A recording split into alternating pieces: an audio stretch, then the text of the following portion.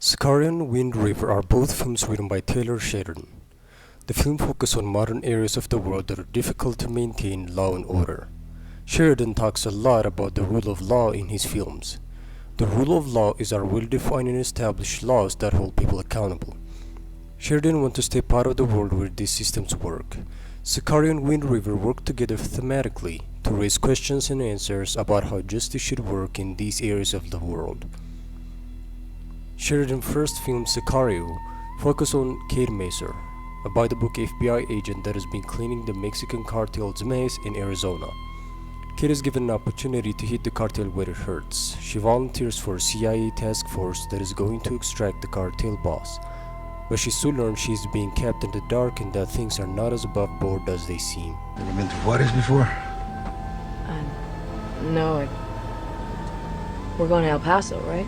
Yeah, Kate parodied the character of Jane Banner, one of Wind River's main characters. Like Kate, Jane believed in the rule of law. The experiences both characters go through makes them question their predetermined understandings of how the world works. Nothing will make sense to your American ears. And you will doubt everything that we do.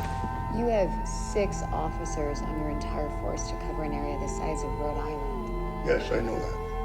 These new worlds that Kate and Jane walk into are harsh and unforgiving. In the case of Kate, she watches CIA operatives kill Mexico with no repercussions. This is going to be on the front page of every newspaper in America. No, it won't. They won't even make the papers in El Paso. In the case of Jane, she sees how forgotten the Native Americans are and how little support they are given. Shouldn't we just maybe wait for some backup? Well, this isn't a land of backup, Jane. This is a land of you're on your own. Both Kate and Jane are accompanied by someone who has a deep understanding of these worlds. Kate has Alejandro and Jane has Corey.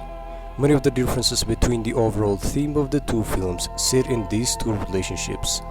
Alejandro always keeps Kate in the dark. They are only on the same side as long as Kate stays out of his way.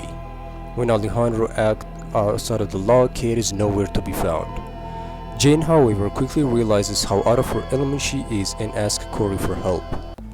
Hunt predators. Good, so why don't you come hunt one for me then?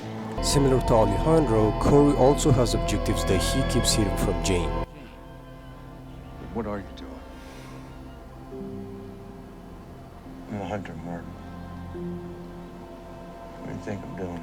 Alejandro and Corey both operate outside the lines of the law when they deem it necessary. The most important similarity between Alejandro and Corey is that they have both lost people they loved. Alejandro's wife and daughter were murdered by the cartel, which fuels his desire to find the people responsible and get his revenge. Corey's daughter Emily died in a similar way to Natalie. This gives him even more of a desire to find Natalie's murderer because he believes he may be able to gain closure through solving Natalie's case. In each film we get a small bit of backstory for Alejandro and Corey that can easily be missed. When Kate asks Alejandro if he's ever been to Juarez, he tells her he was a prosecutor. From Mexico. I was a prosecutor. This man, who's now completely operating outside of acceptable standards of law, once upheld it, until the rule of law failed him when his family was murdered. Corey also makes a quick note he was an outfitter before the death of his daughter. I was working as an outfitter in Pinedale, and there was a big snow. After her death, he was never able to find peace because he never knew what happened to her, so he becomes a hunter of predators, hoping that this would help his pained soul. As the two films progress, Kate and Alejandro are driven farther and farther apart, while Corey and Jane are driven together. When Kate goes up the wrong tunnel, her desire to hold to the rule of law finally blocks Alejandro's path, and she pays for it. Right now. Don't ever point a weapon at me again. Catch your breath. Alejandro goes on his own to avenge the death of his family members, leaving Kate defeated and angry behind. After the shootout, Corey is going to go after the missing man, and Jane makes a decision. Go get me. I won't bring him back. You have to know that. I do. Jane has accepted the way that this world works, and knows Corey will bring justice for Natalie. Alejandro gets his revenge. It's a dark scene, a man filled with rage destroying another man filled with evil and greed. It doesn't feel morally satisfying, especially when Alejandro kills the wife and children of the cartel boss.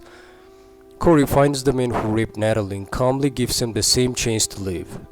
Corey's method gives the audience more satisfaction. We accept that his actions are right and justifiable much more readily than Alejandro. The last interaction between these two pair of characters eliminates the themes and the change or the refusal of change that took place. You will not survive here. You're not a wolf. And this is the land of wolves now. Wolves don't kill unlucky deer. They kill the weak ones. And you fought for your life, Jane. What the film was to suggest is there is only survival and justice by denying the poorly created rule of law that we all live under, a system that doesn't seem to work when life is about survival. Sheridan is asking how much have we truly advanced as people? What happens when the shopping malls and the apartment complexes are taken away? Aren't we all still deeply violent? 10 signs that he is into you. Things that I really want to know. He looks you in the eye when he speaks.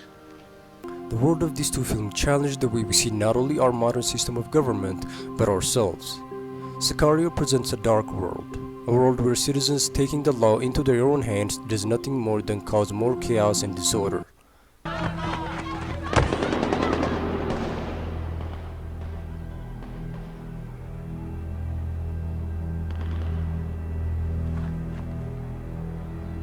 But Wind River seems to make a different argument.